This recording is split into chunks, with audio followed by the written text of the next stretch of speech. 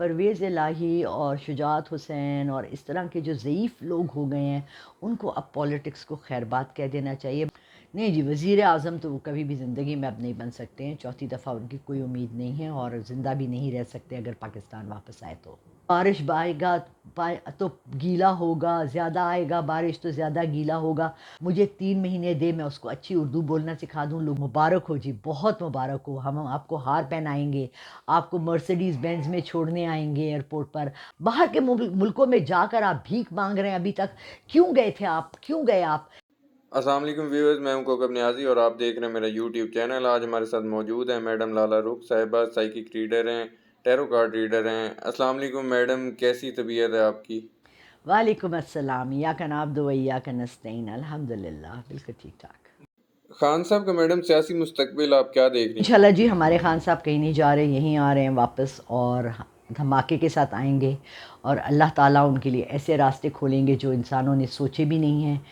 انسان جتنا پلان کرے کہ ایک اچھی چیز کو روکے، لیکن اللہ جب چاہے تو کوئی بھی بیچ میں نہیں آ سکتا۔ پرویز الہی صاحب، آپ کو کیا لگتا ہے عمران خان صاحب کے ساتھ کھڑے رہیں گے؟ پرویز الہی اور شجاعت حسین اور اس طرح کے جو ضعیف لوگ ہو گئے ہیں ان کو اب پولیٹکس کو خیر بات کہہ دینا چاہیے۔ بلکہ پرویز الہی کو میں نے سنا تھا کہ وہ کہہ رہے ہیں میں ریزائن کر رہا ہوں اور میں پولیٹکس سے ہٹ رہا ہوں کیونکہ میں بہت بیمار رہ رہا ہوں۔ یہ بہت ظالم گیم ہے اور یہ انسان کو اندر سے چوس لیتی ہے۔ تو پرویز الہی صاحب کو میں کہوں گی کہ عزت ہے ابھی ان کی بہت دنیا میں، پاکستان میں انہوں نے اپنا نام بنایا ہے، وہ باعزت طریقے سے اس سے خیر بات کہہ دیں تو ان کے لیے بہت اچھا ہوگا، اور پولیٹکس سے ہی خیر بات کہہ دیں۔ اور وہ شجاعت حسین صاحب، وہ جو یوں بیچارے پڑے رہتے ہیں، اللہ مجھے ان کو دیکھ کے میرے دل میں کچھ ہوتا ہے۔ میں کہتی ہوں اللہ میاں ایسے لوگوں کو اتنی عقل اور سمجھ دے کہ وہ پولیٹکس کو خیر بات کہہ دیں۔ کہا جا رہا ہے کہ نواز شریف صاحب واپس آ رہے ہیں، آپ کو لگتا ہے کہ نواز شریف الیکشن سے پہلے واپس آ جائیں گے؟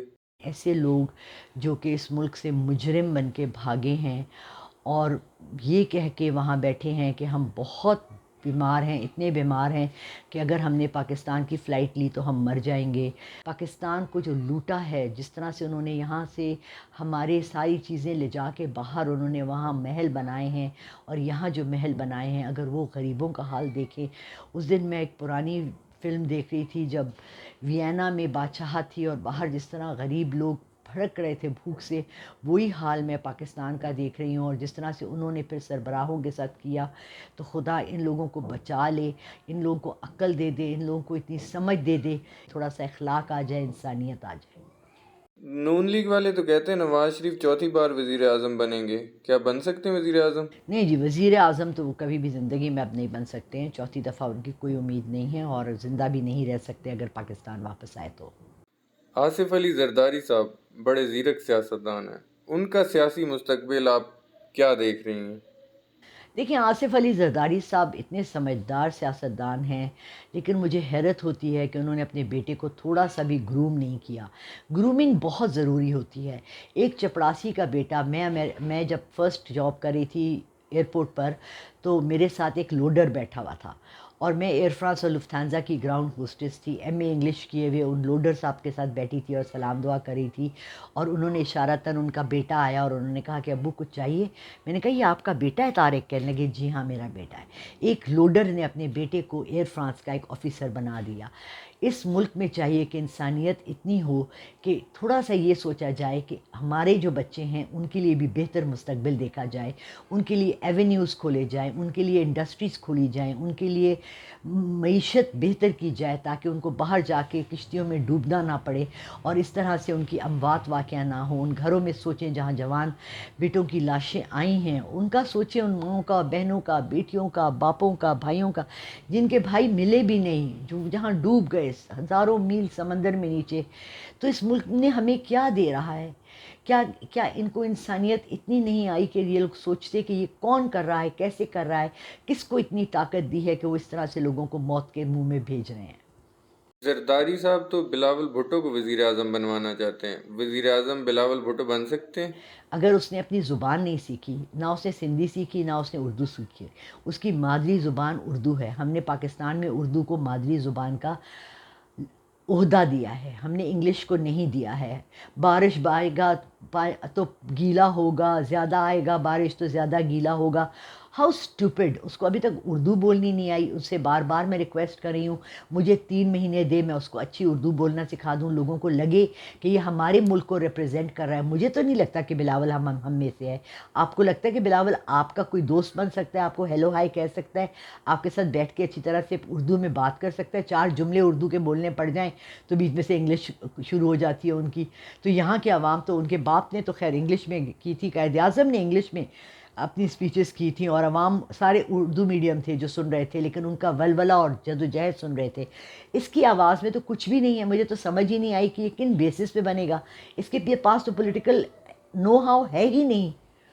نواز شریف صاحب تو آپ کو وزیر اعظم بنتے نظر نہیں آ رہے، لیکن شہباز شریف صاحب جیسے کہ اب وزیر اعظم بنے، لیکن نواز شریف صاحب اب یہ چاہتے ہیں کہ مریم نواز صاحبہ کو آگے لایا جائے، وہ وزیر اعظم بن سکتی ہیں؟ دیکھیں جی، مریم نواز تو میڈیکل میں ایڈمیشن نہیں لے سکیں، بیچاری کے مارکس ہی نہیں آئے تھے. اس نے میڈیکل کالج بنا دیا، مگر اس میں اس کا باپ نے کبھی علاج نہیں کرایا، اس کے چچا نے نہیں کرایا، اس کے کزن نے نہیں کرایا، میں نے کروایا. میں اس کے اوپر رہتی تھی ایمرجنسی میں. نواز شریف، مریم نے تو انجینئرنگ کالج کھولا، اسکیٹ اسکول کھولا، اردو میڈیم اسکول کھولا، حفظ کا اسکول کھولا. بڑے کام کیے مریم نواز نے اس ملک کو سراہنے کے لیے. اس نے ایک ایسا ادارہ کھولا جہاں ہینڈی کیپ بچے آتے ہیں اور ان سے 50,000 روپے فیس لیتے ہیں، جہاں صرف کروڑ پتیوں کے ہینڈی کیپ بچے آتے ہیں. اس نے گاؤں کا وہاں ایک وہ کھولا، گائے بھینسوں کا باڑہ کھولا جہاں سے اچھا دودھ ملتا ہے. مریم نواز نے بہت کام کیا ہے پاکستان کو آگے لے جانے کے لیے، لیکن مریم نواز کو بھی خیال نہیں آیا کہ اگر وہ بنا لیتی سولر پینل اگر ہوتا اس وقت تو پاکستان کو بجلی کی ضرورت نہ پڑتی. اگر بجلی کی ضرورت نہ پڑتی، ایم آئی ایف کے قرضے نہ لیتے، ایم آئی ایف کے قرضے نہ لیتے، ہم قرض والے قوم نہ ہوتے. کوئی دنیا میں قوم نہیں ہے جو اس طرح سے پھنسی ہوئی ہے جس طرح ہم پھنسے ہوئے ہیں. اور ہمیں نکالنے والے حج اور عمرے کرنے جا رہے ہیں. مبارک ہو جی، بہت مبارک ہو. ہم آپ کو ہار پہنائیں گے، آپ کو مرسیڈیز بینز میں چھوڑنے آئیں گے ایئرپورٹ پر. آپ کو پرائیویٹ ایئر کرافٹ میں جانا چاہیے. آپ نے جہاز میں تو نہیں گئی نا، آرڈنری جہاز میں.